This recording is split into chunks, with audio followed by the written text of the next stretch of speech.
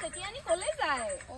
এফালেকে ওলাই আহিলো ৰুমত থাকি থাকি আমনি লাগি গৈছে হয় নি পিছে আপোনালোকৰ ভতিজাৰ বোলে বিয়া বিয়াখন ঠিক হৈছেগে আৰু দৰা নাপালেগে আৰু ন লাষ্টত গৈ আমাৰ ঘৰৰ ওচৰতহে পালেগে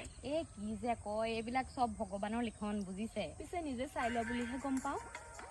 চাই লোৱা হয় বাৰু